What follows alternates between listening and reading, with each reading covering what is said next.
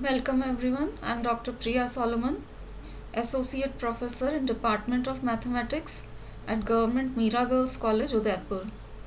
आज हम BSc second year mathematics के फर्स्ट पेपर एडवांस्ड कैलकुलस का एक टॉपिक डिस्कस करेंगे। आज का हमारा टॉपिक रहेगा टाइप्स ऑफ डिसकंटिन्यूटी, असांतत्यता के प्रकार।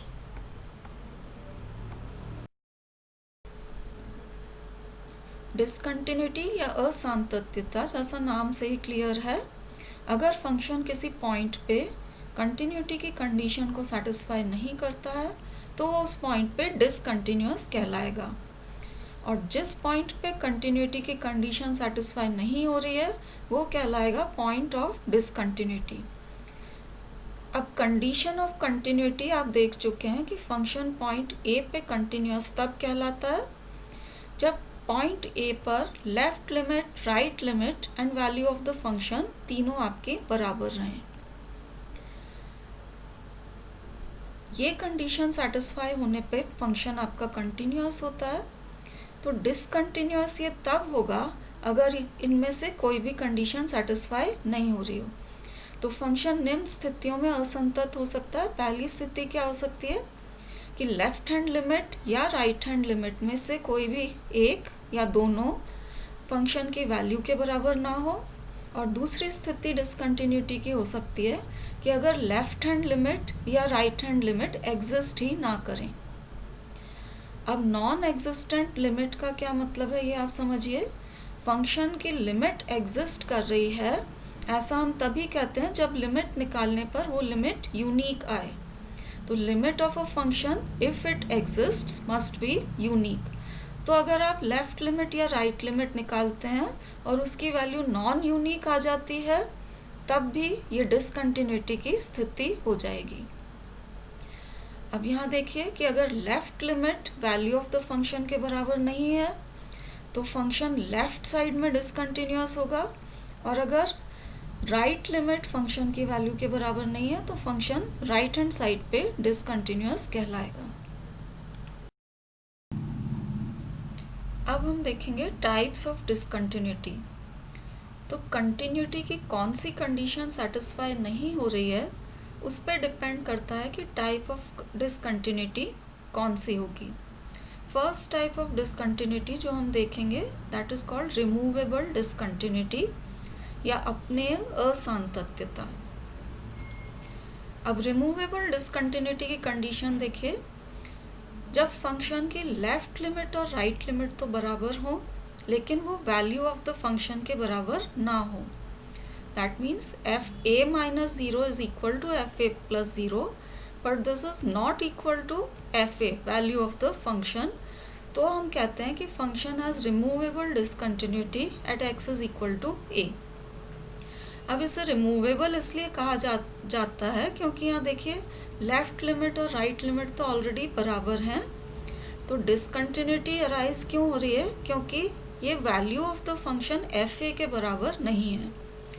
अब अगर हम फंक्शन को रीडिफाइन करके value of the function F A को भी एफ ए माइनस ज़ीरो और एफ ए प्लस ज़ीरो के बराबर ही ले लेते हैं तो तीनों F a minus zero, F a plus zero and F A बराबर हो जाएंगे और फंक्शन कंटिन्यूटी की कंडीशन को सेटिस्फाई कर देगा। दैट मीन्स इसकी डिसकंटिन्यूटी रिमूव हो जाएगी। तो since the discontinuity can be removed by redefining the function eight x is equal to a, इसलिए आपकी एक डिसकंटिन्यूटी कहलाती है removable discontinuity. Next type of discontinuity हम देखते हैं डिसकंटिन्यूटी ऑफ फर्स्ट काइंड या ऑर्डिनरी डिसकंटिन्यूटी, प्रथम प्रकार की या साधारण असांतत्यता। अब इस केस में लेफ्ट लिमिट और राइट लिमिट फंक्शन की जब बराबर ना हो तो फंक्शन की डिसकंटिन्यूटी कहलाती है ऑर्डिनरी डिसकंटिन्यूटी। अब ऑर्डिनरी डिसकंटिन्यूटी आपकी लेफ्ट या राइट सिर्फ एक साइड में भी हो सकती है। जैसे आपके फंक्शन की लेफ्ट लिमिट वैल्यू के बराबर नहीं है लेकिन राइट लिमिट वैल्यू के बराबर है तो फंक्शन कहलाएगा discontinuous from left and continuous from the right. तो इस केस में फर्स्ट काइंड ऑफ डिसकंटिन्यूटी सिर्फ लेफ्ट में होगी। इसी तरीके से आप देख सकते हैं कि फंक्शन की राइट लिमिट अगर वैल्यू के बराबर नहीं है लेकिन लेफ्ट लिमिट वैल्यू के बराबर है तो फंक्शन लेफ्ट में कंटिन्यूअस होगा, क्योंकि लेफ्ट लिमिट वैल्यू के बराबर है, लेकिन राइट में ये डिसकंटिन्यूअस रहेगा और राइट में function will have discontinuity of first kind. तो डिसकंटिन्यूटी ऑफ फर्स्ट काइंड के लिए लेफ्ट लिमिट और राइट लिमिट आपके इक्वल नहीं होती हैं। नेक्स्ट हम देखते हैं डिसकंटिन्यूटी ऑफ सेकंड काइंड या द्वितीय प्रकार की असांतत्यता। अब सेकंड टाइप ऑफ डिसकंटिन्यूटी में फंक्शन की लेफ्ट लिमिट या राइट लिमिट अगर एग्जिस्ट नहीं करें तो फंक्शन की डिसकंटिन्यूटी होगी सेकंड काइंड की। अब यहाँ भी पॉसिबिलिटी है कि हो सकता है कि सिर्फ लेफ्ट लिमिट एग्जिस्ट नहीं करे या हो सकता है सिर्फ राइट लिमिट एग्जिस्ट नहीं करे। तो अगर सिर्फ लेफ्ट लिमिट एग्जिस्ट नहीं कर रही है तो discontinuity of second kind left में होगी, और अगर सिर्फ राइट लिमिट एग्जिस्ट नहीं कर रही है तो discontinuity of second kind right में होगी। नॉन एग्जिस्टेंट लिमिट का मीनिंग आपको पहले बताया जा चुका है। लिमिट एग्जिस्ट नहीं कर रही है, दैट मीन्स आप लिमिट निकालते हैं, इसकी वैल्यू अगर नॉन यूनिक आती है तो हम कहते हैं कि लिमिट एग्जिस्ट नहीं कर रही है। तो अगर लेफ्ट लिमिट की वैल्यू नॉन यूनिक है, discontinuity of second kind left में होगी। इसी तरीके से राइट लिमिट की वैल्यू अगर नॉन यूनिक आ रही है तो discontinuity of second kind from right होगी, और अगर दोनों की वैल्यू नॉन यूनिक है तो discontinuity of second kind both sides में एग्जिस्ट करेगी at the point x is equal to a। Next type of discontinuity जो हम देखेंगे दैट इज मिक्स्ड डिसकंटिन्यूटी या मिश्र असांतत्यता। तो मिक्स्ड डिसकंटिन्यूटी में क्या होगा, फंक्शन के एक तरफ आइदर लेफ्ट या राइट में function will have discontinuity of second kind, और दूसरी साइड फंक्शन कंटिन्यूअस भी हो सकता है और it can have discontinuity of first kind.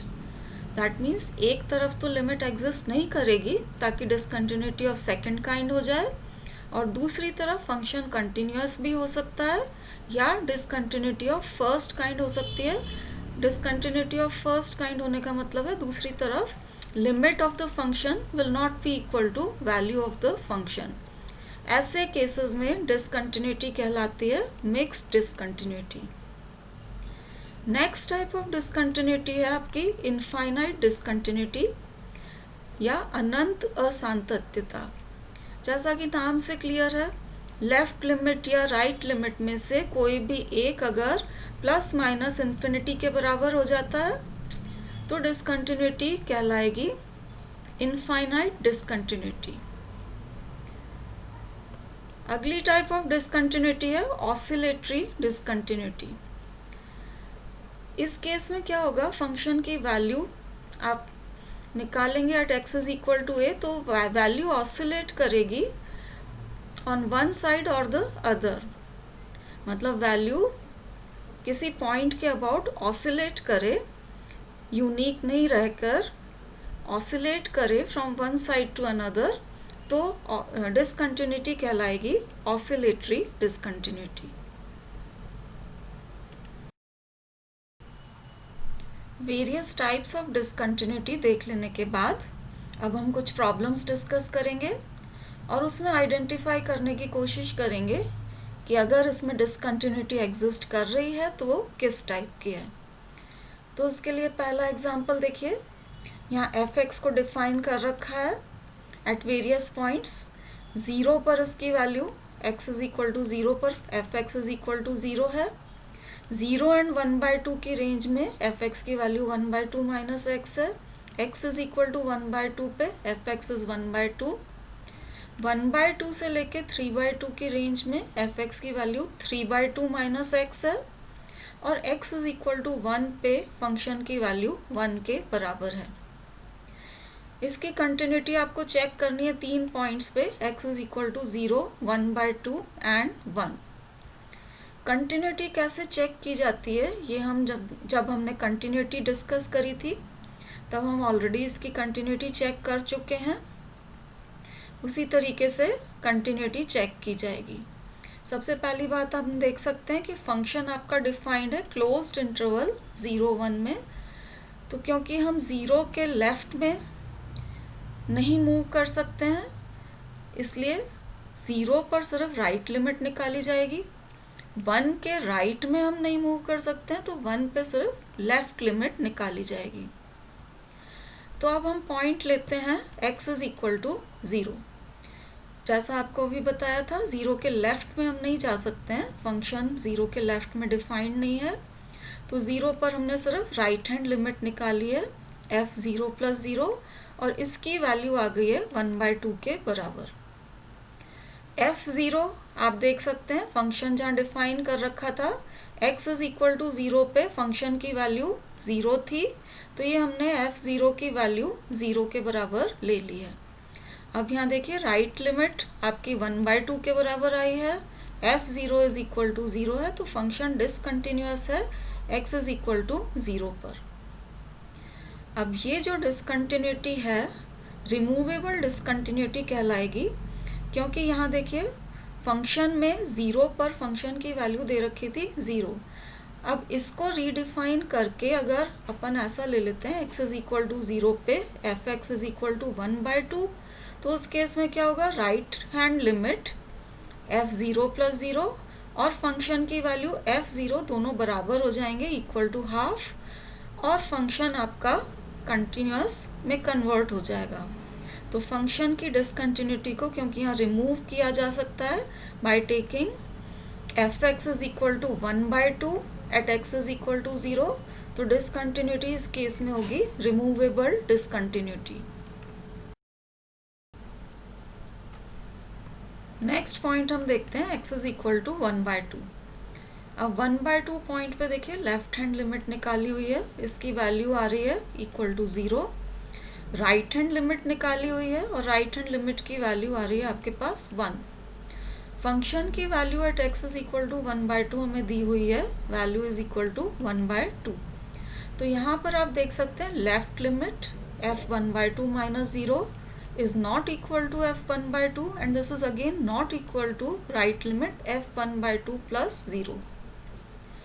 तो फंक्शन कंटिन्यूटी की कंडीशन सेटिस्फाई नहीं कर रहा है, फंक्शन डिसकंटिन्यूअस हो जाएगा at x is equal to 1/2।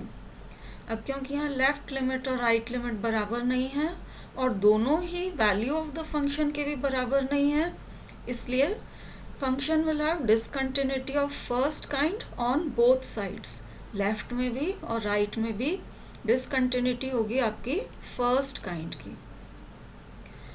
अगला पॉइंट देखिए x is equal to 1। x is equal to 1 पे लेफ्ट हैंड लिमिट हमने निकाली, इसकी वैल्यू आ रही है 1/2। x इज इक्वल टू 1 क्योंकि अपने क्लोज्ड इंटरवल का राइट हैंड एंड पॉइंट था, तो जैसा आपको बताया था 1 के राइट में फंक्शन डिफाइंड नहीं है, इसलिए 1 पर सिर्फ लेफ्ट हैंड लिमिट ही आप निकाल सकते हैं, right hand limit x is equal to 1 पे नहीं निकलेगी। तो लेफ्ट हैंड लिमिट अपने पास आ रही है 1/2 के बराबर, फंक्शन की value at x is equal to 1 हमें दे रखी है, दिस इज इक्वल टू 1। तो यहाँ पर आप देखिए left hand limit f1 - 0, this is not equal to value of the function that is f1, इसलिए फंक्शन डिसकंटिन्यूअस होगा at x is equal to 1। और यहाँ भी क्योंकि फंक्शन की वैल्यू को रीडिफाइन करके x इज इक्वल टू 1 पर हम फंक्शन की वैल्यू को 1/2 ले लेते हैं, तो लेफ्ट लिमिट और वैल्यू दोनों बराबर हो जाएंगी और डिसकंटिन्यूटी रिमूव हो जाएगी। तो इसलिए f1 इज इक्वल टू 1/2 लेने पर क्योंकि डिसकंटिन्यूटी रिमूव की जा सकती है, हम कह सकते हैं कि function has removable discontinuity at x is equal to 1। अगला एग्जाम्पल देखिए, यहाँ आपको फंक्शन दे रखा है f(x) that is equal to x² when x is less than और equal to 0 and f(x) is equal to sin 1/x when x is greater than 0। इस function की continuity अपने को चेक करनी है at x is equal to 0। तो सबसे पहली बात जो आप देख सकते हैं, फंक्शन की value at x is equal to 0 आप निकालेंगे तो वो यहाँ से निकलेगी x लेस देन और इक्वल टू 0 वाला फॉर्मूला लगा के f0 will be equal to 0² जो कि हमने 0 के बराबर यहाँ पर ले रखा है। अब लेफ्ट लिमिट निकालिए। लेफ्ट लिमिट f0 माइनस 0 है। This is equal to limit h tending to 0, h greater than 0 of f0 minus h। अब 0 माइनस h आप देखिए ये लेस देन 0 होगा, तो f0 माइनस h की वैल्यू भी यहीं से निकलेगी। This will be equal to minus h का होल स्क्वायर, और ये वैल्यू निकल के आपके पास लिमिट लेने पे this value is equal to 0। तो left limit is equal to 0। अब हम देखते हैं right limit f0 plus 0। This is equal to limit h tending to 0 h greater than 0 of f0 plus h। अब 0 प्लस h आपका greater than 0 है, तो value निकलेगी यहाँ से। तो ये वैल्यू हमने लिख दी है h tending to 0, h greater than 0 sine 1/h। अब ये जो साइन 1/h है, इसमें when h tends to 0 1/h will tend to infinity, और साइन फंक्शन जो ओवरऑल है उसकी वैल्यू +1 एंड -1 के बीच में होती है। तो इस लिमिट को कन्वर्ट हम कर सकते हैं इस फॉर्म में, क्योंकि 1/h is tending to infinity when h tends to 0। यहाँ पर हमने ले लिया limit n tending to infinity of sine 2n pi plus theta. 2n pi plus theta में थीटा को लिया गया है बिटवीन -π/2 एंड π/2। तो पूरी रेंज ऑफ वैल्यूज -1 से लेके +1 तक कवर हो जाती है यहाँ पे, क्योंकि साइन -π/2 लेते हैं दैट इज इक्वल टू -1, और साइन π/2 लेते हैं दैट इज इक्वल टू +1।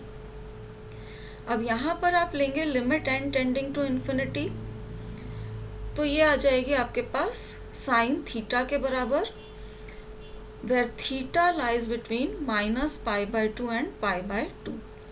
अब थीटा क्योंकि पूरी रेंज में वेरी कर रहा है, अगर थीटा को -π/2 लेते हैं तो वैल्यू आएगी -1, थीटा को आप 0 लेते हैं तो वैल्यू आएगी 0, and theta is equal to π/2 लेते हैं तो वैल्यू आ जाएगी +1। तो लिमिट क्योंकि नॉन यूनिक आई है, तो हम कह सकते हैं कि लिमिट डज नॉट एग्जिस्ट, क्योंकि जैसा कि आप जानते हैं limit of a function if it exists must be unique. यहाँ नॉन यूनिक है, इसलिए this limit does not exist, right hand limit does not exist. अब आप देखिए फंक्शन की हमने लेफ्ट हैंड लिमिट निकाली थी, वो फंक्शन की वैल्यू के बराबर आ गई है, दोनों 0 के बराबर हैं, इसलिए function will be continuous on left.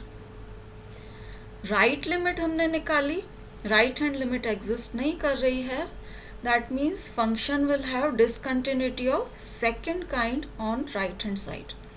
तो एक तरफ discontinuity of second kind है, दूसरी तरफ function continuous है, तो type of discontinuity हम कह सकते हैं this is mixed discontinuity। तो function has mixed discontinuity at x is equal to 0। अगला एग्जाम्पल देखिए, यहाँ fx हमको दे रखा है, fx की वैल्यू है mod x upon x when x is not equal to 0, and fx is equal to 0 है at x is equal to 0। तो अब इसकी कंटिन्यूटी चेक करते हैं। f0 हमें दे रखा है, this is equal to 0, value of the function at x is equal to 0 is 0। Right limit निकालते हैं, f0 plus 0, this is equal to limit h tending to 0 of f0 plus h। अब 0 plus h में क्योंकि h is greater than 0, तो आपका x हो गया not equal to 0, तो इसकी वैल्यू लिखी जाएगी इस रिलेशन को यूज़ करके। तो ये हमने लिखा है limit h tending to 0, h greater than 0, और ये फंक्शन की वैल्यू लिखी हुई है mod h upon h। Limit लेने पे ये वैल्यू हो जाएगी इक्वल टू 1। यहाँ लेफ्ट लिमिट निकाली हुई है, this is equal to limit of f0 minus h।